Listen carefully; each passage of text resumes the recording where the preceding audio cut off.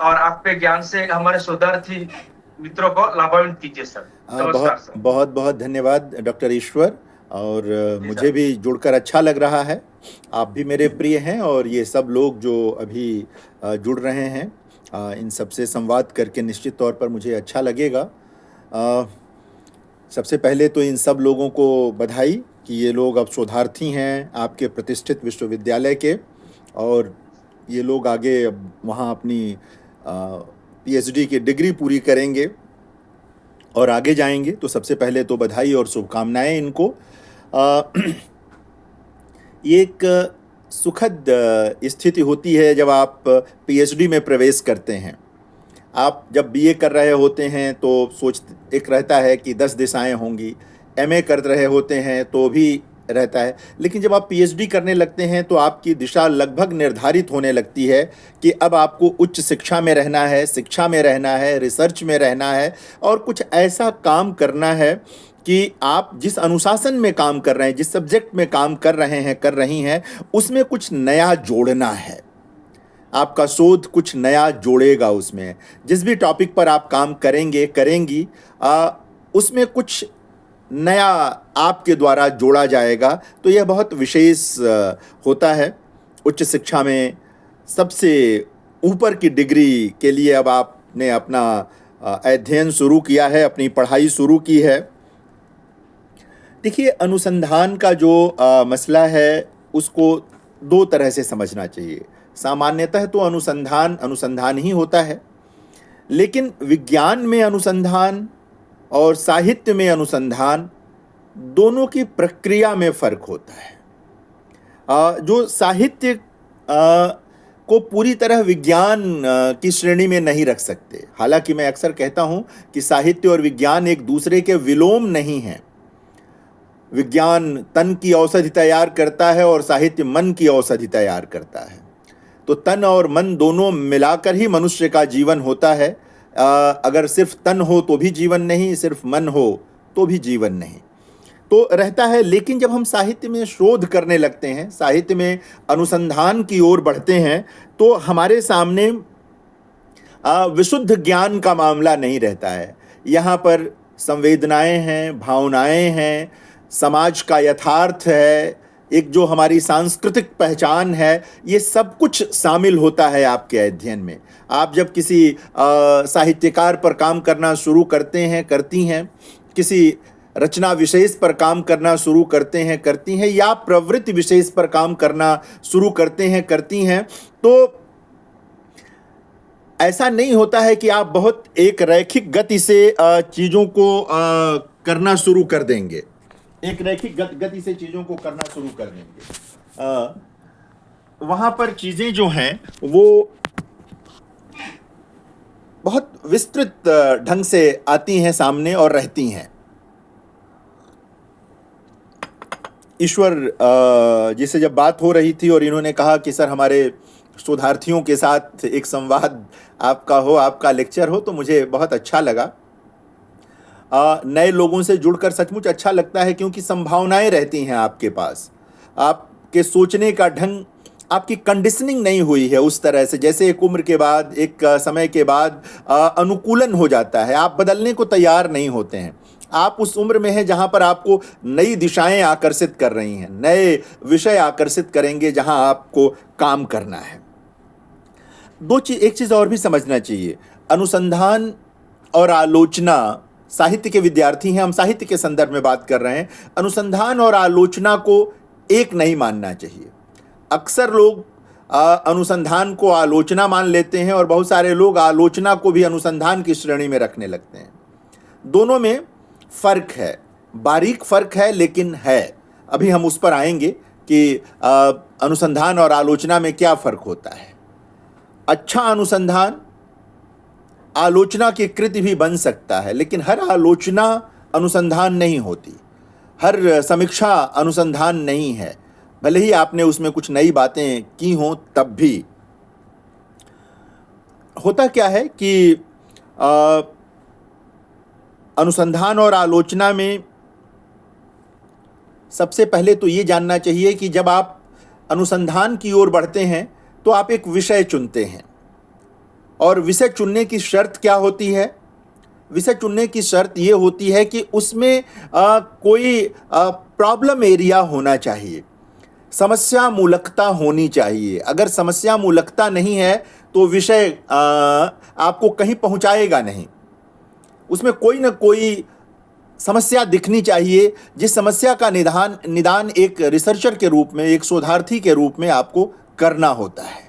तो ये पहली चीज़ है जो नोट करनी चाहिए कि प्रॉब्लम एरिया होना बहुत ज़रूरी है किसी भी रिसर्च में, किसी भी टॉपिक में। उसी से तय होता है, प्रॉब्लम एरिया से, कि आपकी शोध पद्धति क्या होगी, आपके औजार क्या होंगे, टूल्स क्या होंगे, किन औजारों के माध्यम से आप उस समस्या का निदान खोज पाएंगी। ये बहुत ज़रूरी चीज़ है, इसे याद रखने की ज़रूरत रहती है। साहित्य में जब हम अनुसंधान कर रहे होते हैं तो उसमें कई बार आप जब किसी रचनाकार पर काम कर रहे होते हैं तो रचनाकार से संबंधित बहुत सारी चीज़ों को आप जोड़ते हैं, खोजते हैं। उसके निजी जीवन से लेकर उसके सार्वजनिक जीवन, उसके सांस्कृतिक जीवन तक बहुत सारी चीज़ें रहती हैं जिसको आप ढूंढते और करते हैं। प्रवृत्तियों को भी इसी तरह से आप देखते हैं और प्रवृत्तियों के मूल्यांकन की ओर बढ़ते हैं। प्रवृत्तियों के मूल्यांकन वाला जो रास्ता है थोड़ा कठिन होता है, उस पर हम आगे के, अभी जब क्रम से आगे मैं बढ़ूंगा तो उस पर हम बात करेंगे। इसी तरह से विश्लेषण एक वह बिंदु है, समान बिंदु, जिसके आधार पर लोगों को भ्रम होता है, क्योंकि आलोचना में भी विश्लेषण है, अनुसंधान में भी विश्लेषण है, लेकिन अनुसंधान पूरी तरह तथ्यपरक है। फैक्ट ही उसके लिए एक तरह से आधार तैयार करता है। आलोचना में भी फैक्ट की ज़रूरत होती है, लेकिन जब आप कृति के भाष्य के साथ आगे बढ़ रहे होते हैं, उसकी व्याख्या के साथ आगे बढ़ रहे होते हैं, तो उसमें बहुत सारे प्रसंग आ जाते हैं जो एकदम आप जिसे फैक्ट हम कहते हैं, ज़रूरी नहीं कि उसी अर्थ में वो फैक्ट हो। तो ये एक चीज़ है जिसे हमें जानना चाहिए, जिसे हमें देखना चाहिए। तो ये इसको देखने की ज़रूरत रहती है। तो विश्लेषण वाले मुद्दे पर कभी भ्रम में नहीं पड़ना चाहिए। अनुसंधान में हम क्या करते हैं कि सबसे पहले तथ्य को प्राप्त करते हैं, फैक्ट हमारे पास सबसे पहले आता है और फिर उसका हम विश्लेषण करते हैं।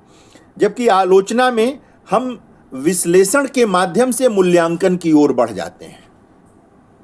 एक टेक्स्ट है और उस टेक्स्ट को हम सामने रखते हैं और उस टेक्स्ट के माध्यम से हम अपने मूल्यांकन को आगे बढ़ाते हैं और एक किसी निष्कर्ष पर पहुंचते हैं।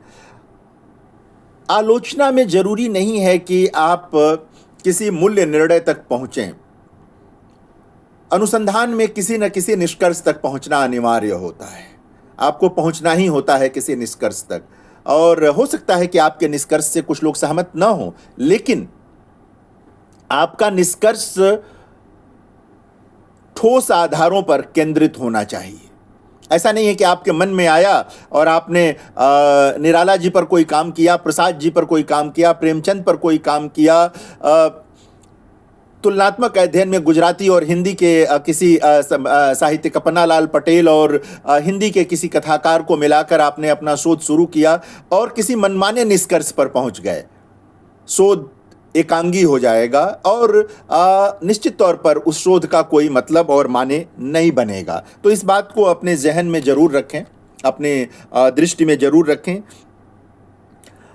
आलोचना और शोध दोनों ज्ञान की शाखाएं हैं, दोनों का बड़ा महत्व है।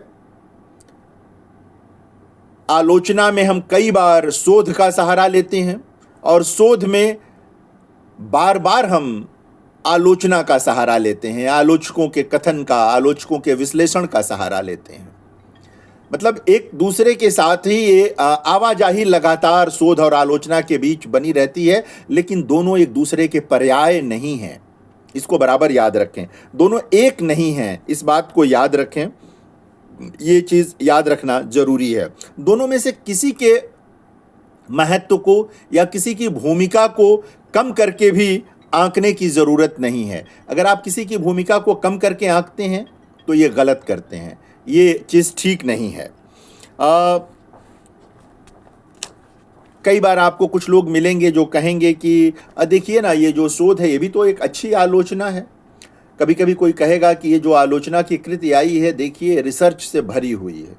वही मैं आपसे कह रहा था कि इन दोनों के बीच आवाजाही रहती है। शोध से भरी हुई आलोचना शोध नहीं है, और आलोचना से भरा हुआ शोध आलोचना नहीं है। इस फर्क को अपने दिमाग में, अपने जहन में हमेशा क्लियर रखें, साफ रखें, तभी बात बनेगी।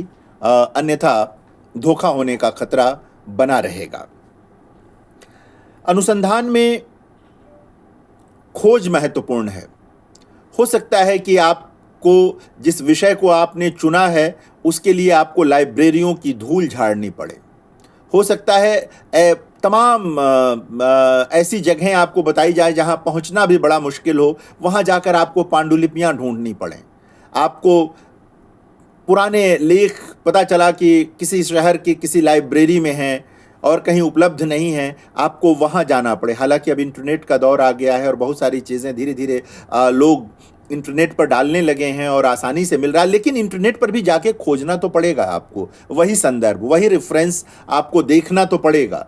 तो वहाँ पर खोज वाला मामला, अनुसंधान नाम ही इसलिए पड़ा, वो लाइब्रेरियों की धूल झाड़नी पड़ सकती है। किताबों के बीच बहुत सारा वक्त ढूंढने में लगाना पड़ सकता है। आलोचना में कई बार यह भी स्थिति हो सकती है कि आपका पहले का प्रचुर अध्ययन है और एक टेक्स्ट आपके पास है, और आप पुराने अध्ययन के आधार पर कहीं ना जाएं और एक बेहतरीन आलोचना और या भाष्य लिख लें। ये संभव है, ये हो सकता है, और ऐसा कई बार होता भी है। तो इसको देखने की ज़रूरत है। इसीलिए जब हम कोई शोध करते हैं, आप लोग सब सिनॉप्सिस बनाएंगे अभी कुछ दिनों बाद, अपने कोर्स वर्क के बाद सिनॉप्सिस बनाएंगे। हो सकता है इंटरव्यू में आपको सिनॉप्सिस देनी भी पड़ी हो, तो वहाँ पर रूपरेखा बनाने में आपको आधार ग्रंथ भी देने पड़ते हैं। आधार ग्रंथ में आपको बताना पड़ता है कि प्राइमरी सोर्सेज क्या होंगे। आपको जिस रचनाकार पर या जिस प्रवृत्ति पर आप काम करने जा रहे हैं, जा रही हैं, उसके लिए सब मूल ग्रंथ कौन से होंगे। उसके बाद आता है संदर्भ ग्रंथ कौन से होंगे, यानी उन मूल ग्रंथों के बारे में जो किताबें लिखी गई, उनसे जुड़े हुए जो संग्रह हैं, किताबें हैं, उनको आप चुनते हैं और ग्रहण करते हैं। तो शोध में आधार ग्रंथ का बहुत महत्व है। आलोचना में हो सकता है कि आधार ग्रंथ सिर्फ एक किताब हो। शोध में भी कई बार होता है कि एक किताब ही आधार ग्रंथ हो, लेकिन अधिकतर बार ऐसा नहीं होता है। आपको जैसे प्रेमचंद पे आप काम करें तो प्रेमचंद की जितनी मौलिक कृतियां हैं वो सब आधार ग्रंथ होंगे। प्रसाद पर काम करेंगे तो उनकी सारी मौलिक कृतियां जो हैं वो आधार ग्रंथ हैं। किसी भी रचनाकार पर आप जब काम शुरू करेंगे तो उसका जो भी है वो सब बेसिक सोर्स के रूप में, प्राइमरी सोर्स के रूप में आ जाएगा। आप लोगों में क्या दूसरे अनुशासन के लोग भी हैं क्या? सोशल साइंस वगैरह के लोग भी हैं क्या इसमें? No sir, only four language वाले हैं, गुजराती, इंग्लिश, संस्कृत एंड हिंदी। चलिए, तब तो आपके सबके काम लायक चीज मैं बता रहा हूँ आपको, तब कोई दिक्कत नहीं है। No problem. तो लिटरेचर में जब आप हैं, चाहे वो गुजराती में हो, चाहे संस्कृत में हो, चाहे हिंदी में हो, चाहे इंग्लिश में हो, तो सबके लिए ये चीज़ काम आती है जो निवेदन कर रहा हूँ मैं आपके साथ। तो शोध में आप मनमर्जी नहीं चला सकते। आलोचना में कई बार ये शिकायत मिलती है कि वहाँ वो अपने मनमर्जी कर गए, वो विश्लेषण बहुत अच्छा नहीं है, सिर्फ अपने मन की चीज़ें वहाँ लिख दी। शोध में आपको ये छूट बिल्कुल ही नहीं है। अगर आपने ऐसा कर दिया तो शोध अस्वीकृत हो जाएगा, अमान्य हो जाएगा। इस बात को अपने जहन में रखें, अपने बिल्कुल स्पष्ट रखें अपने दिमाग में, तो बात रहेगी। शोध की एक निश्चित प्रक्रिया होती है। आप सिनॉप्सिस बनाते हैं, चैप्टराइजेशन करते हैं, प्राइमरी सोर्सेज पहले इकट्ठा करते हैं, उनका अध्ययन विश्लेषण करते हैं, प्राइमरी सोर्सेज को पुष्ट करने वाली, उनको बल देने वाली जो सामग्री होती है, फिर आप उसकी खोज में जाते हैं, नोट्स लेते हैं, एक लंबी प्रक्रिया इन सब की हो जाती है। तब आप अपने लेखन की ओर बढ़ते हैं और उस लेखन में बढ़ करके आप अपना काम शुरू करते हैं, आगे जाते हैं। आलोचना के साथ वहाँ भी अध्ययन की, अध्यवसाय की बहुत ज़रूरत होती है। रिसर्च एंड क्रिटिसिज्म, ये दो चीज़ों के बारे में मैं बता रहा हूँ। आलोचना माने लिटरेरी क्रिटिसिज्म, रिसर्च तो आप सब जानते ही हैं। इन दो चीज़ों का फ़र्क जो है मैं उसके बारे में बात कर रहा हूँ आपसे। आलोचना के लिए भी तैयारी की ज़रूरत होती है। बिना तैयारी के आप अच्छे आलोचक नहीं हो सकते। लेकिन वहाँ बार बार संदर्भ देने की ज़रूरत उतनी नहीं पड़ती जहाँ यहाँ पर है। यहाँ आपने कुछ भी जो लिखा है अपने रिसर्च में, वहाँ संदर्भ देने की ज़रूरत है। आप कहीं से कुछ भी बताना चाहते हैं कि ऐसे होता है, तो आपको स्रोत बताना पड़ेगा। आलोचना में भी बताना चाहिए, लेकिन अगर आप नहीं भी बताते हैं तो काम चल जाता है। यहाँ नहीं चलेगा। इसको दोनों की भाषा में भी अंतर होता है, लैंग्वेज में भी अंतर होता है। रिसर्च की भाषा के बारे में माना जाता है कि वो बहुत सृजनात्मक नहीं होती है, बहुत क्रिएटिव नहीं होती, वहाँ पर बहुत लचीलापन नहीं होता है। हो सकता है कि एक तरह की नीरसता शोध की भाषा में हो, लेकिन आलोचना की भाषा को आप सरस बना सकते हैं, उसे आप क्रिएटिव बना सकते हैं। हालांकि बहुत सारे आलोचकों की भाषा भी क्रिएटिव नहीं हो पाती, वो बहुत ठस किस्म की होती है और आपको मतलब बड़ा संघर्ष करना पड़ता है उसके साथ। रचनात्मक साहित्य जैसा सुख नहीं मिल पाता, कुछ आलोचकों के वहाँ मिलता भी है। तो इस बात को हमें देखना चाहिए। शोध में राग द्वेष के लिए कोई जगह नहीं होती। रिसर्च में आप किसको प्रेम करते हैं, किस रचनाकार को बहुत प्रेम करते हैं और किस रचनाकार को नहीं करते, इस आधार पर अगर आप रिसर्च करेंगे तो आप ज्ञान की दुनिया में अंधेरा बढ़ाएंगे। आपके रिसर्च का आधार सिर्फ यह होना चाहिए कि आप जिस भी रचनाकार को चुन रहे हैं, जिस भी प्रवृत्ति को चुन रहे हैं, उसने उस भाषा के साहित्य में क्या योगदान दिया है।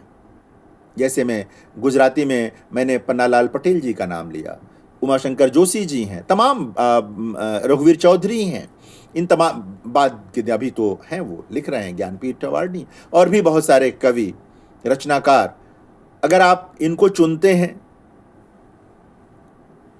प्रवृत्ति के आधार पे चुनते हैं, इनके समग्र लेखन को चुनते हैं। इसी तरह संस्कृत के लोग जो हैं, आप कालिदास, वाल्मीकि से लेकर के आज तक, अब तो संस्कृत में आजकल गज़लें लिखी जाती हैं। सुनने में लगेगा कि संस्कृत में गज़ल, लेकिन बहुत मतलब अच्छी खासी संख्या में आपको संस्कृत में गज़ल लिखने वाले लोग उपलब्ध हैं। अंग्रेजी के लोग हैं, वो लोग परिचित हैं इस पूरी प्रक्रिया से सारी। वहाँ आप भी अगर चुन रहे हैं, आप इंडियन राइटिंग के बारे में, इंडियन राइटिंग इन इंग्लिश पर काम कर रहे हैं, और इंडियन राइटिंग इंग्लिश में भी बहुत सारे अब हिस्से हो गए हैं, या जो पुराना अंग्रेजी का साहित्य है या कंटेम्प्रेरी पूरी दुनिया में जो अंग्रेजी का साहित्य है उस पर काम कर रहे हैं। तो जो चीज़ें आपके पास आएंगी उसको देखना होगा कि आप किसी को बहुत प्रेम कर रहे हैं इसलिए उस पर रिसर्च करने जा रहे हैं, यहाँ तक तो चलेगा।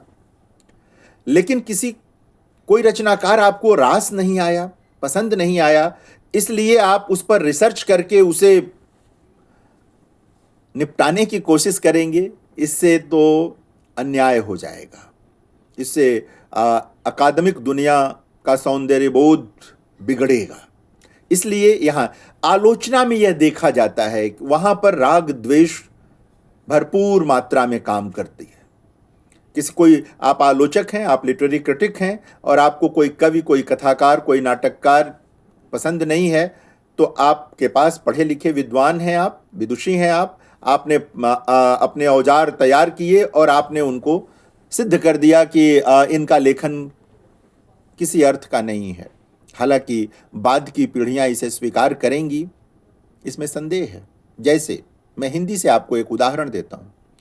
रामविलास शर्मा हिंदी के बड़े आलोचक थे, या इसके भी पहले का उदाहरण देता हूँ, रामविलास जी पर हम बाद में आएंगे। आचार्य रामचंद्र शुक्ल हिंदी के पहले सबसे बड़े आलोचक। अब भी बड़ी संख्या में लोग उनको मानते हैं कि वो हिंदी के सबसे बड़े आलोचक रहे। एक पृथ्वी तैयार की उन्होंने हिंदी में आलोचना की, जिस पर बहुत सारे आलोचकों ने अपने ढंग से अपनी खेतीबाड़ी की और कर रहे हैं। लेकिन आचार्य रामचंद्र शुक्ल जब लिख रहे थे तो तुलसीदास उन्हें बहुत पसंद थे, सूरदास उन्हें बहुत पसंद थे, मलिक मोहम्मद जायसी उन्हें बहुत पसंद थे, लेकिन कबीर उतने पसंद नहीं आए उन्हें, मीरा उतनी पसंद नहीं आए उन्हें, प्रेमचंद उतने पसंद नहीं आए उनको। इसका यह मतलब नहीं है कि प्रेमचंद में, कबीर में या मीरा में कोई कमी है। इसका मतलब यह है कि एक आलोचक के रूप में रामचंद्र शुक्ल का जो सौंदर्य बोध था, जो उसकी अपनी एक सीमा थी और वही उनकी सामर्थ्य भी थी। इसको इसी रूप में लेना चाहिए। यहां पर द्वेष का मामला नहीं है, यहां प्रेम का मामला तो है कि तुलसी उनको बहुत प्रिय हैं, सूर प्रिय हैं, जायसी प्रिय हैं। उनकी आलोचना का पूरा सौंदर्य शास्त्र ही तुलसी की कविता से तैयार होता है। जाहिर है फिर कबीर उसमें कैसे फिट बैठेंगे, फिर उसमें मीरा कैसे फिट बैठेंगी, और बाद के दिनों में जब प्रेमचंद आते हैं तो वहाँ पर भी वो लिखते हैं, लेकिन वो बात नहीं आती जिस रूप में प्रेमचंद समादृत हैं। वो रूप वहाँ देखने को नहीं मिलता उनकी आलोचना में, उनके इतिहास ग्रंथ में। बाद के आलोचकों ने प्रेमचंद पर बड़ा काम किया, यहां तक कि रामविलास शर्मा, जो स्वयं आचार्य रामचंद्र शुक्ल को बहुत महत्व देते हैं, उन्होंने प्रेमचंद को, मतलब एक तरह से कह सकते हैं कि हिंदी आलोचना में पहला प्रामाणिक काम उन्होंने ही किया प्रेमचंद को लेकर। इसी तरह से और आलोचक आए, विश्वनाथ त्रिपाठी ने मीरा पर काम किया। तुरंत आचार्य शुक्ल के बाद आचार्य हजारी प्रसाद द्विवेदी ने कबीर पर बड़ा काम किया, बड़े महत्व का काम किया, और लगभग उनके काम के बाद अकादमिक दुनिया में भी ये देखा गया कि ये सब मतलब एक महानता के कवि हैं। कबीर हैं, तुलसी हैं, जायसी हैं, सूर हैं, सारी चीज़ें हैं। तो जब आप देखें तो किसी एक आलोचक के मानस से भी हमें प्रभावित नहीं हो जाना चाहिए। हम चाहे कितना भी बड़ा आलोचक हो, कितना भी बड़ा अध्येता हो, उसकी कही गई बात को ब्रह्मवाक्य नहीं मानना चाहिए। हमें अपने औजारों से, अपनी समझ से किसी भी बड़े आलोचक के कहे का भी मूल्यांकन करना चाहिए। शोध में जाते वक्त तो अनिवार्य रूप से करना चाहिए। सिर्फ इसलिए कि फलां जी ने कहा है फलां जी के बारे में, उसको हम उद्धृत कर लें, इससे शोध पूरा नहीं होता। खंडन और मंडन की बात की जाती है। आपको खंडन भी करना है और मंडन भी करना है। मंडन आप कब करते हैं? जब बात लगता है कि एकदम उसी लाइन लेंथ पर बात है जिस लाइन लेंथ पर आप सोच रहे हैं। खंडन आप तब करते हैं जब आपको लगता है कि नहीं, मैं तो इस कवि के बारे में, इस लेखक के बारे में, इस प्रवृत्ति के बारे में ऐसे सोचता हूं, जबकि ये पूर्व के विचारक ने, आलोचक ने अलग ढंग से सोचा है। तो ये बहुत जरूरी है। ये विवेक का जो मामला है, रिसर्च करते हुए, शोध करते हुए उसे जागृत रखना विवेक को बहुत जरूरी है। अगर आप नहीं रखते हैं तो समस्या होगी। आंख मूंद कर रिसर्च में आप आगे नहीं बढ़ सकते। आपको बार बार आगे भी देखना है, पीछे भी देखना है, दाएं भी देखना है, बाएं भी देखना है। आलोचक कई बार एक रैखिक हो जाता है, हालांकि उसे होना नहीं चाहिए, लेकिन शोधार्थी को कोई छूट नहीं है एक रैखिक होने की। उसे चारों ओर जो भी ज्ञान की दिशाएं हैं उसे देखना है, तभी रिसर्च अर्थपूर्ण होगा। उसकी मीनिंग तभी आएगी, नहीं तो बात बनेगी नहीं। तो ये मैं कह रहा था कि ध्यान। इसी तरह रामविलास जी का नाम मैं ले रहा था। रामविलास जी ने कुछ लोगों पर बड़े महत्व का काम किया। मैंने प्रेमचंद का नाम लिया। निराला पर बड़े महत्व का काम किया। हिंदी के बड़े कवि सूर्यकांत त्रिपाठी निराला पर काम किया। महावीर प्रसाद द्विवेदी पर काम किया। भाषा को लेकर बड़ा काम किया। लेकिन कुछ लोग उनको पसंद नहीं थे, जिनमें एक नाम गजानन माधव मुक्तिबोध का है। विचारधारा भी दोनों लोगों की एक थी, जिसे राजनीतिक विचारधारा कहते हैं, वो भी इन दोनों की एक थी, लेकिन मुक्तिबोध उन्हें पसंद नहीं थे। मुक्तिबोध को एक तरह से खारिज करने के लिए उन्होंने लंबा लेख लिखा, उन्हें अस्तित्ववादी बताया। लेकिन उन्हीं के आसपास उनके समकालीन आलोचकों ने मुक्तिबोध पर बड़े महत्व का काम किया।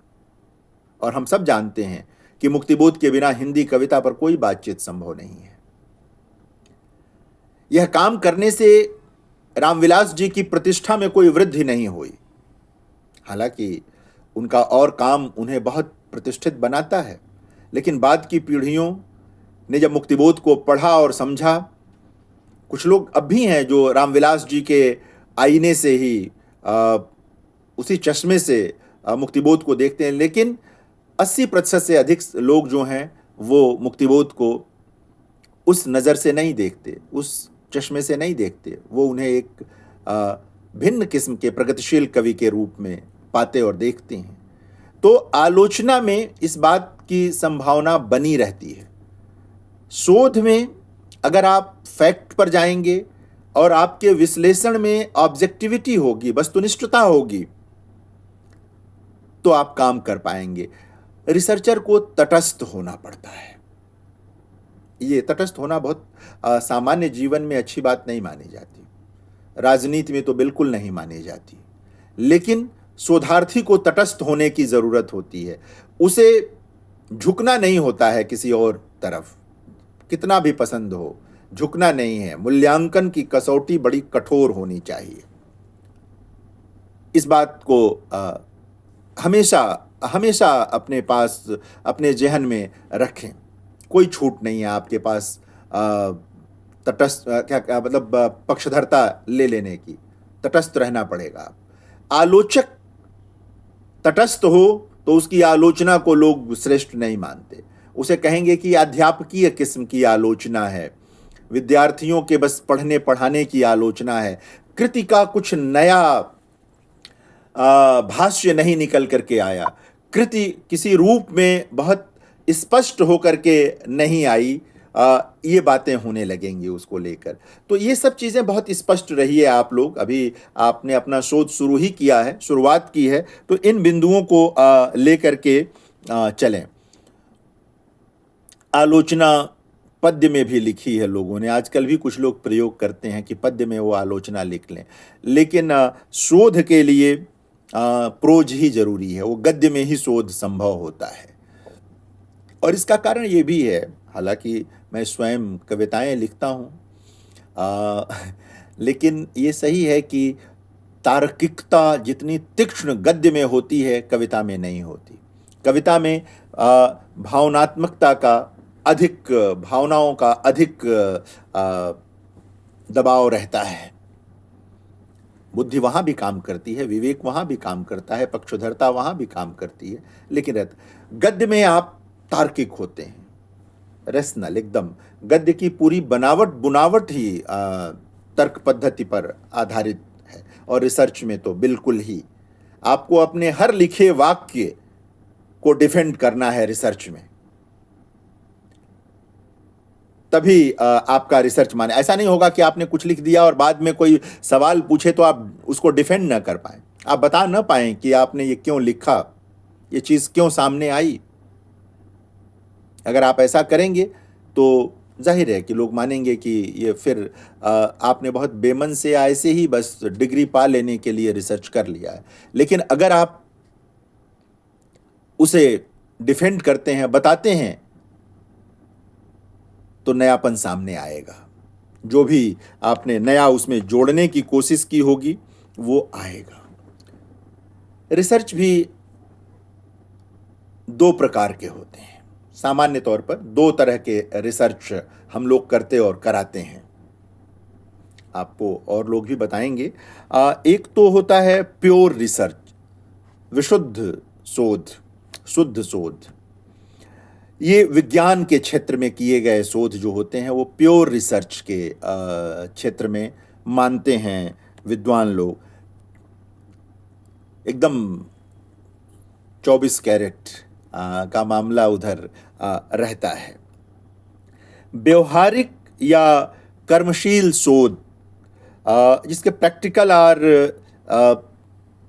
एक्शन ओरिएंटेड रिसर्च का मामला जब बनता है, इसमें यह जो दूसरा वाला है व्यवहारिक या कर्मशील शोध, यह विज्ञान के क्षेत्र में भी काम आता है और साहित्य और समाज विज्ञानों के क्षेत्र में भी काम आता है। विज्ञान के लिए दोनों काम आ जाते हैं, साहित्य के क्षेत्र में ये अधिक काम आता है। और उसका कारण ये है कि हम लोगों के वहाँ बहुत सारी चीज़ें गुम्फित हैं, एक दूसरे में जुड़ी हुई हैं, एक दूसरे से नाभिनालबद्ध हैं। इसलिए ये वाला जो व्यवहारिक या कर्मशील शोध है, ये अधिक काम आता है हमारे। काल की दृष्टि से भी शोध को बांटा गया है, विभाजित किया गया है। ऐतिहासिक शोध एक प्रकार का शोध है, एक व्याख्यात्मक या वर्णनात्मक किस्म का शोध है, और जो तीसरा है वो प्रयोगात्मक किस्म का शोध है। ये इस तरह से तीन तरह के शोध, ऐतिहासिक, व्याख्यात्मक या वर्णनात्मक और प्रयोगात्मक किस्म का। जाहिर है कि प्रयोगात्मक शोध जो है वो फिर वही विज्ञान की दुनिया में, तकनीक की दुनिया में जो है वो उधर अधिक काम करता है।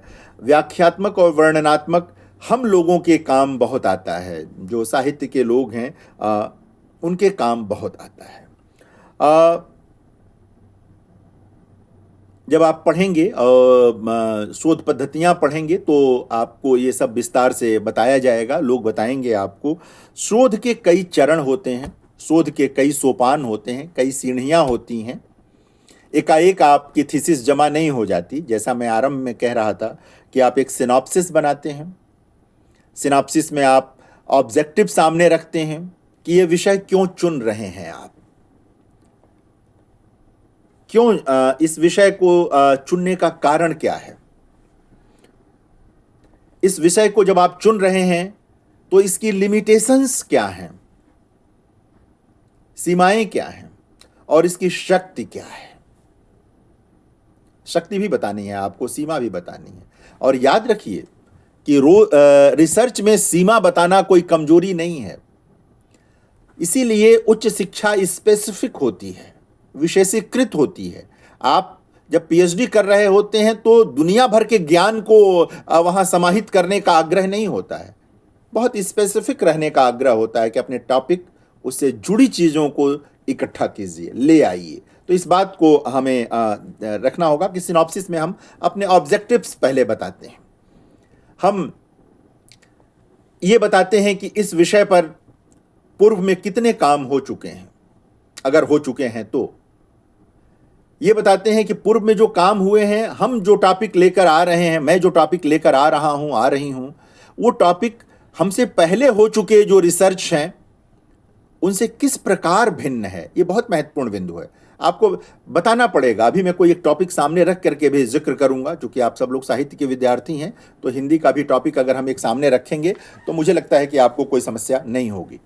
तो आपका टॉपिक कैसे भिन्न है पूर्ववर्ती शोधार्थी के काम से, ये बताना बहुत जरूरी होता है। 3-4 बिंदुओं का मैं जिक्र करूंगा आपसे, होने को तो कई बिंदु होते हैं।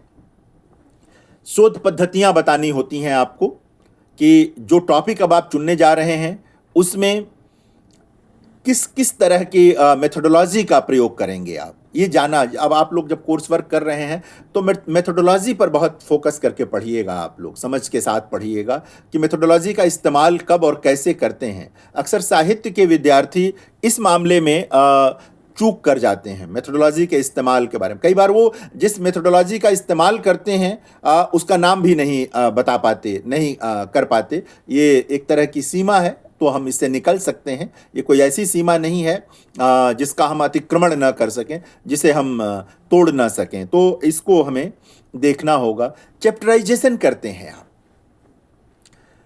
ये बहुत महत्वपूर्ण चीज़ है। ये वो चीज़ है जहाँ पर आपके शोध की दिशा तय होने लगती है कि अध्यायों का वर्गीकरण क्या होगा। अगर आपने ठीक ढंग से अध्यायों का वर्गीकरण कर लिया तो समझिए कि मंजिल बहुत दूर नहीं है आपसे। फिर अध्यायों का वर्गीकरण अगर ठीक नहीं हुआ तो फिर आप घूमते रहते हैं, एक चक्र जो है वो आपको उसी में मतलब वृत्त के भीतर घूमते रह जाते हैं, आप एक सर्किल में घूमते रह जाते हैं आप। तो यहाँ पर बहुत समझदारी का परिचय देने की ज़रूरत होती है। अपने शोध निर्देशक के साथ, सुपरवाइजर के साथ बैठकर चैप्टराइजेशन पर काम जरूर करिए और बहुत स्पष्ट रहिए कि चैप्टराइजेशन में ऐसा क्या आए जो नए का रास्ता दिखाए। पुरानी चीज़ों से कम चीज़ें लेनी होती हैं, ऐतिहासिक संदर्भ के रूप में चीज़ें लेनी हैं। आपको नया मार्ग बनाना है। जो पीछे के मार्ग बन गए वो बन गए, वो इतिहास है। आप भविष्य की ओर हैं। अब इस बात को अपने जहन में बिल्कुल, अपने दिमाग में बिल्कुल साफ रखना होगा, तब जाकर के बात बनेगी। वो फिर प्राइमरी सोर्सेज तो आप बताते हैं, फिर सेकेंडरी सोर्सेज आप बताते हैं कि क्या होंगे। प्राइमरी सोर्सेज, जैसा मैं शुरू में कह रहा था कि जिस रचनाकार लेखक पर काम कर रहे हैं, प्रवृत्ति पे काम कर रहे हैं, उसकी जो मूल किताबें हैं वो जो हैं वो प्राइमरी सोर्स हैं। और सेकेंडरी सोर्स में वो हैं जो उनके बारे में संदर्भ, रेफरेंस बुक्स वो हैं जो उनके बारे में लिखी गई किताबें हैं। सेकेंडरी सोर्स वो हैं जिनमें एक रिसर्च हुआ, रिसर्च के भीतर रिसर्च के जो संदर्भ हैं, जब आप उन्हें अपने वहाँ उद्धृत करेंगे तो वो सेकेंडरी सोर्स के रूप में आएगा, उसे माना जाएगा। मसलन आप किसी लेखक की किसी किताब का कोई अंश आपको मूल किताब में नहीं, किसी और की किताब में, किसी और के रिसर्च में उद्धृत मिला और आपने उस उद्धरण को वहाँ से लिया, तो ये सेकेंडरी सोर्स है। आप फिर बताएंगे कि यह उद्धरण आपको जो मिला है, मान लीजिए कि प्रेमचंद का कोई उद्धरण है और आपने सीधे प्रेमचंद के उपन्यास या कहानी से या उनके लेखों से नहीं लिया, वो आपको किसी अन्य रिसर्च की किताब में, आलोचना की किताब में उद्धृत किया मिला, तो आप बताएंगे द्वितीय स्रोत या द्वितीय स्रोत है उस किताब का नाम, पृष्ठ संख्या, लेखक, संदर्भ, जो भी आप रेफरेंस का मेथड अपनाएंगे उस रेफरेंस के अनुसार आपको वो देना होगा, लिखना होगा, इस बात को रखना होगा। तो इसको देखें। जब आप विषय चुनें तो उसकी परिकल्पना बहुत स्पष्ट होनी चाहिए आपके मन में, तभी चैप्टराइजेशन ठीक होगा। अगर परिकल्पना, हाइपोथेसिस अगर ठीक नहीं है तो आपका चैप्टराइजेशन ठीक नहीं होगा। हाइपोथेसिस के आधार पे जब आप चैप्टराइजेशन करते हैं तो वो थीसिस तक आपको पहुंचाता है। हाइपोथेसिस से थीसिस तक की आपकी यात्रा होती है, परिकल्पना से निष्पत्ति तक की यात्रा होती है आपकी। एक परिकल्पना की और एक निष्पत्ति तक पहुंचे आप, ये चीज़ आई, ये चीज़ आती है। तो ये मसला आया। जब आपका की सिनॉप्सिस बन जाती है, बना ली सिनॉप्सिस आपने, आपकी सिनॉप्सिस आपके डीआरसी में पास हो गई, जो आपकी रिसर्च काउंसिल है, डॉक्टोरल बोर्ड है, अलग अलग विश्वविद्यालयों में अलग अलग नाम होते हैं। जब वो वहाँ पास हो जाएगी, उसके बाद आप क्या करेंगे? उसके बाद आपका जो पहला काम होता है वो सामग्री संकलन का होता है। और सामग्री संकलन में भी पहला काम प्राइमरी सोर्सेज को पूरी तरह इकट्ठा करना। हो सकता है सिनॉप्सिस बनाते समय सभी प्राइमरी सोर्सेज की सभी किताबें आपको ना मिल पाई हों, लेकिन अब पहला काम यह है कि जहाँ से भी संभव हो, जैसे भी संभव हो, आपको प्राथमिक स्रोत वाली किताबों को इकट्ठा करना है। वो वहाँ आनी चाहिए, तब बात बनेगी। दूसरी चीज़, जब ये इकट्ठा हो जाए आपकी लाइब्रेरी में, आपकी अपनी लाइब्रेरी में, या जहाँ कहीं भी आपको लेना है, आप तय कर लें कि ये किताबें आप अपने घर में नहीं रख रहे हैं, लाइब्रेरियों में ही है, तो वहाँ पर भी आपकी सूची में आ जाना चाहिए कि ये किताब इस लाइब्रेरी में यहाँ है, ये किताब यहाँ है, यहाँ है। यानी आपकी जो प्राथमिक किताबों की सूची है वो पूरी हो गई। फिर आएगा रेफरेंस बुक्स का मामला। आपको जानना होगा कि इससे जुड़े कौन से महत्वपूर्ण संदर्भ ग्रंथ हैं, फिर उनकी सूची आपको बनानी पड़ेगी। ये सूची बढ़ती जाती है, अध्ययन करते जाएंगे, हो सकता है नई किताबों का स्रोत मिले। सुपरवाइज़र से बात करेंगे, हो सकता है किसी और नई किताब का संदर्भ मिले, स्रोत मिले। कोई मित्र आपसे बात करते करते बताए कि नहीं, इस टॉपिक पर तो एक और नई किताब आ गई है। तो ये आपकी जो संदर्भ ग्रंथों की सूची है, ये जब तक आप लिखते रहेंगे तब तक बढ़ती रहेगी।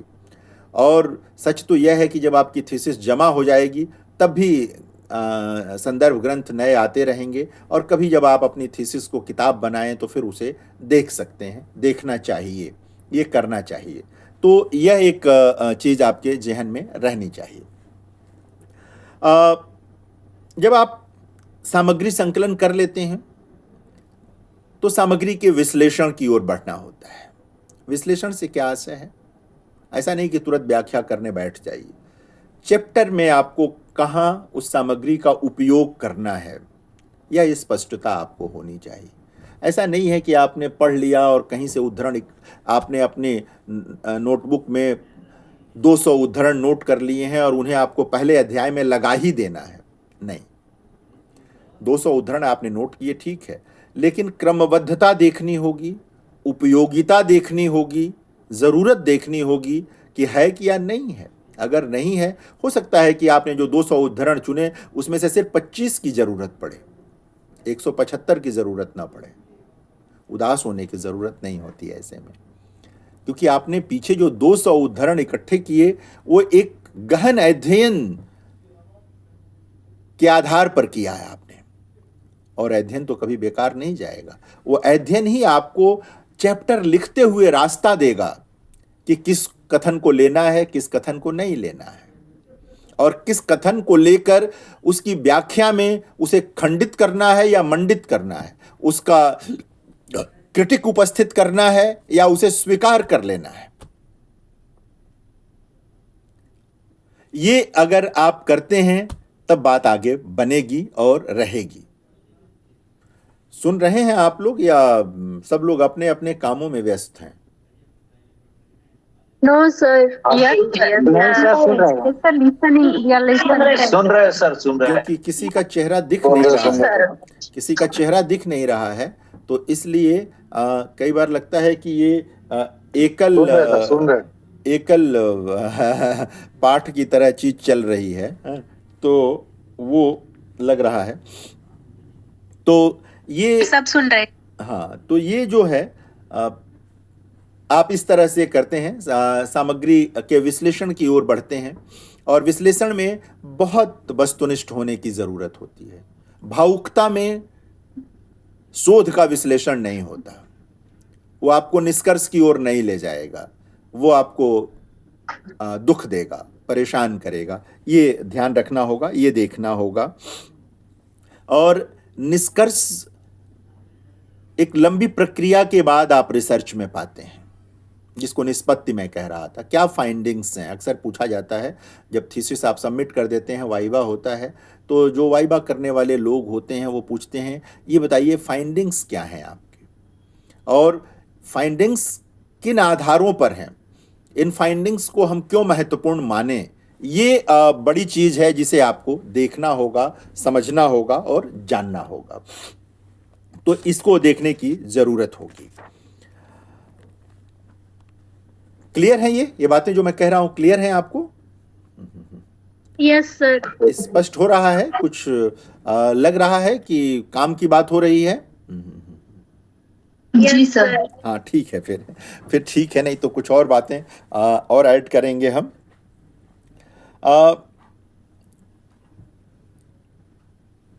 दो तरह की मुख्य रूप से पद्धतियां होती हैं। एक निगमनात्मक शोध पद्धति होती है और एक आगमनात्मक शोध पद्धति होती है। जो निगमनात्मक शोध पद्धति होती है उसमें यह माना जाता, इसे अरस्तु ने शुरू किया था, पश्चिम के से लिया गया है। और जो आगमनात्मक शोध पद्धति है उस पर बेकन नाम के एक पश्चिम के विद्वान थे, उनका गहरा प्रभाव है। तो ये दो हैं, अरस्तु और बेकन का मामला है। जो निगमनात्मक पद्धति है इसमें निष्कर्ष पहले आ जाता है और फिर निष्कर्ष के आधार पर आप उसकी व्याख्या करते हैं, उसके अन्य पहलुओं पर विचार करते हैं। आगमनात्मक जो पद्धति है इसमें तथ्यों के चयन और विश्लेषण के पश्चात आप निष्कर्ष पर पहुंचते हैं। इसलिए इसमें शोध में भ्रामक होने की स्थिति नहीं आती। पहले वाले में क्या होता है कि चूंकि निष्कर्ष पहले ही दे दिया है आपको। निष्कर्ष कैसे दे दिया है आपको? आपको बता दिया कि मतलब आपको फला जगह फला चीजें ऐसे हैं। अब आपको लगाना है कि ये चीजें ऐसी क्यों हैं। जाहिर है कि ये बहुत मददगार नहीं होता, लेकिन आपके पास एक चिंतन आया कि इसको हमको खोजना है, फिर फैक्ट्स आपने निकाले, फैक्ट्स के आधार पर आप आगे बढ़ने लगे, तथ्यों के आधार पर आप आगे बढ़ने लगे, उनका विश्लेषण करना शुरू किया, फिर एक निष्कर्ष तक पहुंचे। हम लोग जो रिसर्च करते हैं अधिकतर इसी ढंग का रिसर्च करते हैं जिसमें हमारा टॉपिक होता है और हम क्रमशः निष्कर्ष की ओर बढ़ते हैं। ठीक है ना, हम इसमें रहते हैं। और क्रिएटिविटी की बात मैंने अब बिल्कुल आरंभ में की थी और मैंने कहा था कि उस पर हम बात करेंगे कि रिसर्च में क्रिएटिविटी, रचनात्मकता की कितनी गुंजाइश है। आप शोध को काव्यात्मक भाषा में नहीं लिख सकते, चाहे तो नहीं लिख सकते, क्योंकि वहां तर्क की जो पूरी प्रणाली है वो खंडित होगी। आप वहां एक सरसता तो पैदा कर सकते हैं, आप वहां एक रचनात्मकता का परिचय तो दे सकते हैं, लेकिन आप चाहें कि पूरी तरह कहानी की तरह रिसर्च लिख दें, बात नहीं बनेगी। कविता की तरह रिसर्च लिख दें, बात नहीं बनेगी। लेकिन भाषा में रवानी ला सकते हैं, लेकिन उसके लिए बहुत अध्ययन चाहिए, उसके लिए विषय की स्पष्टता बहुत होनी चाहिए। जब आप बहुत स्पष्ट होंगे तभी आप अपनी भाषा में वो रचनात्मकता ला सकते हैं। अन्यथा मेरा बहुत स्पष्ट मानना है कि रिसर्च में छोटे छोटे वाक्य होने चाहिए, बहुत सामासिक शब्दों के प्रयोग से भी बचना चाहिए।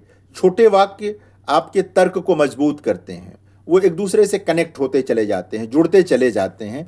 तो छोटे वाक्यों की संरचना ज़्यादा काम की होती है और वो हमारे लिए महत्वपूर्ण होता है। जो मैं आपसे कह रहा था कि रचनात्मकता कैसे आती है। आपने पन्नालाल पटेल पर काम शुरू किया या उमा शंकर जोशी पर काम शुरू किया या किसी पर काम शुरू किया, गुजराती के लेखक पर मान लीजिए, और आप एकदम प्रभावित हैं उनके लेखन से, गदगद हैं, आप में भक्ति भाव आ जाएगा और रिसर्च का रास्ता बंद हो जाएगा, शोध का रास्ता बंद हो जाएगा। फिर आप भक्ति भाव से कुछ लिखेंगे, यह जो भक्ति भाव से लिखना है यह भी रचनात्मकता में बाधा पैदा करता है। रचनात्मकता का एक आशय सिर्फ भाषा की रवानी नहीं है, एक आशय उसकी ईमानदारी का भी मामला है कि आप कितने तथ्यपरक हैं, कितने ईमानदार हैं। ये भी एक बड़ा मसला है। तो हम लोगों को ये देखना होगा कि किसी तरह से हम काम करें और कैसे करें। हिंदी में आप काम कर रहे हैं, चाहे आप आदिकाल के साहित्य पर काम कर रहे हों, भक्तिकाल के साहित्य पर काम कर रहे हों, रीतिकाल के साहित्य पे काम कर रहे हों, या आधुनिक काल में भारतेंदु के समय पर, भारतेंदु के समय के लेखकों पर काम कर रहे हों, द्विवेदी युग के लेखकों पर काम कर रहे हों, छायावाद पर काम कर रहे हों, नई कविता पर, प्रयोगवाद पर, नई कहानी पर, समकालीन कविता पर काम कर रहे हों, किसी कवि विशेष पर काम कर रहे हों, रचनात्मकता तभी आएगी जब आप उसके गहरे अध्ययन से जुड़ेंगे। सिर्फ फलाने ने ये कहा, ढिमाके ने ये कहा, एक्स ने ये कहा, वाई ने ये कहा, चीज़ों को इकट्ठा कर लेंगे और उसे कनेक्ट करते रहेंगे तो रचनात्मकता नहीं आएगी। रचनात्मकता हमेशा अपनी सोच से निकल करके आती है। आप उस रचनाकार को लेकर क्या सोच रहे हैं और जो अन्य सामग्री उपलब्ध है उसको लेकर के वो क्या सोच रही है, उसका जो द्वंद्व है, उनके बीच जो एकेडमिक जो आवाजाही शुरू होगी, बातचीत शुरू होगी, वो बहुत महत्वपूर्ण रहेगी, वो चीज़ों को ज़्यादा मजबूती देगी। इस बात को हम लोगों को देखना होगा। जैसे अगर हम शोध को समझना चाहें तो कुछ टॉपिक्स मैं आपके सामने रखता हूं कि जो हिंदी में हुए हैं शोध और बड़े महत्वपूर्ण शोध माने गए। वो जैसे एक विषय है हिंदी महाकाव्यों में नारी चित्रण,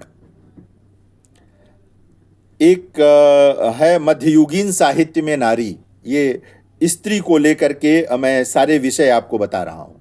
स्त्री इनके केंद्र में है। हम लोग एक ऐसे दौर में हैं जो विमर्शों का समय है। स्त्री विमर्श केंद्र में है, दलित विमर्श केंद्र में है, आदिवासी विमर्श केंद्र में है, कई तरह के विमर्श आ गए हैं। बहुत सारा पिछले 30 वर्षों में हिंदी में विमर्शों पर जितने काम हुए हैं, मुझे लगता है कि अन्य जो प्रवृत्तियां हैं उन पर काम नहीं हुई हैं। रचनाकारों पर भी काम हुआ है तो विमर्श को केंद्र में रखकर काम हुआ है।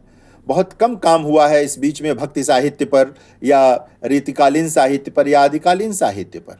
तो इसको भी हम लोगों को देखना और समझना होगा। तो ये मध्ययुगीन साहित्य में नारी, मध्यकालीन काव्य में नारी भावना। आप विषय देखिएगा, बहुत मिलते जुलते विषय हैं ये। इन विषयों को पहले गौर से सुनिए, फिर मैं आगे बढ़ूंगा। पहला मैंने कहा हिंदी महाकाव्यों में नारी चित्रण, दूसरा मध्ययुगीन साहित्य में नारी, तीसरा मैंने कहा मध्यकालीन काव्य में नारी भावना, चौथा मैंने कहा भक्तिकालीन काव्य में नारी, पांचवा आधुनिक हिंदी साहित्य में नारी। इन्होंने 1857 से लेकर 1936 का समय भी निर्धारित किया। आधुनिक हिंदी साहित्य में नारी एक और विषय है। आधुनिक हिंदी साहित्य में नारी चित्रण 1850 से 1950, 100 साल का समय लिया इन्होंने। हिंदी साहित्य में नारी बहुत बड़ा विषय हुआ। हिंदी उपन्यास में नारी चित्रण, ये 9 विषय मैंने आपको दिए। आप देखें कितने मिलते जुलते नाम हैं। लगता है जैसे एक ही जैसे काम, लेकिन एक जैसे नहीं है, ये भिन्नता है। इनमें हर विषय वाले को बताना पड़ेगा कि उससे पहले जो काम हुआ है, जैसे कोई भी उठा लें, जिसने शुरू किया आधुनिक हिंदी साहित्य में नारी चित्रण 1850 से 1950। इसके पहले एक काम अगर रघुनाथ सिंह कर चुके हैं, आधुनिक हिंदी साहित्य में नारी 1857 से 1936, तो इन्हें बताना पड़ेगा कि इनका काम रघुनाथ सिंह के काम से अलग क्यों है। वैसे आपकी जानकारी के लिए बताऊं कि ये जो आधुनिक हिंदी साहित्य में नारी चित्रण है 1850 से 1950, ये डॉक्टर विंदु अग्रवाल का काम है और हिंदी का एक मानक शोध ग्रंथ है। ये कभी मौका मिले तो जरूर देखिएगा इसे। एक मानक शोध ग्रंथ है। रिसर्च क्या होता है, रिसर्च कैसे करना चाहिए, अब बिंदु जी नहीं रहीं, अपना पूरा जीवन पढ़ाकर एक लंबी उम्र व्यतीत कर वो जा चुकी हैं। ये 70s का रिसर्च है, लेकिन बहुत महत्व का रिसर्च है। बड़े मन से किया गया, बहुत अंतर्दृष्टि के साथ किया गया काम है। तो ये जो भिन्नता, एक जैसे दिखते हुए भी ये भिन्न विषय हैं, ये समझ पैदा करना होगा आपको अपने भीतर। जब आप अपने विषय को चुनें, अपना लेखन शुरू करें, तो आपको ये चुनना पड़ेगा, ये देखना पड़ेगा। जैसे इसी तरह से अगर आप संत साहित्य पर अगर काम कर रहे हैं तो आपको देखना होगा। समकालीन कविता पे काम कर रहे हैं तो इसी तरह विषय के चयन को देखना होगा। और आप देखें कि ये जो भी विषय हैं, इन सभी विषयों में स्त्री केंद्र में है और एक तरह से वही धुरी है, और वहीं से ये देखने की दृष्टि भी बनती है कि अंततः इस शोधार्थी को कहाँ पहुँचना है, ये दिखता है। कैसे पहुँचना है ये नहीं दिखता है। ये कैसे पहुँचना है बहुत इंपॉर्टेंट है। ये आपको तय करना होगा जब आप अपने टॉपिक का चयन करेंगे और देखेंगे, लिखेंगे, तब इसको देखने की ज़रूरत है। अब जैसे स्त्री के विषय में जो ये काम 9 विषय मैंने आपको बताए, ये अगर इन 9 शोध ग्रंथ आपके सामने मैं रख दूं तो आप क्या करेंगे? मैं आपसे क्या चाहूँगा कि आप कैसे इसका अध्ययन करेंगे। जैसे इसमें कम से कम 2 बातें तो होंगी ही होंगी। पहली बात तो यही होगी कि जो शोधार्थी है, क्या वह स्त्री के बारे में परंपरागत दृष्टि से काम करेगा?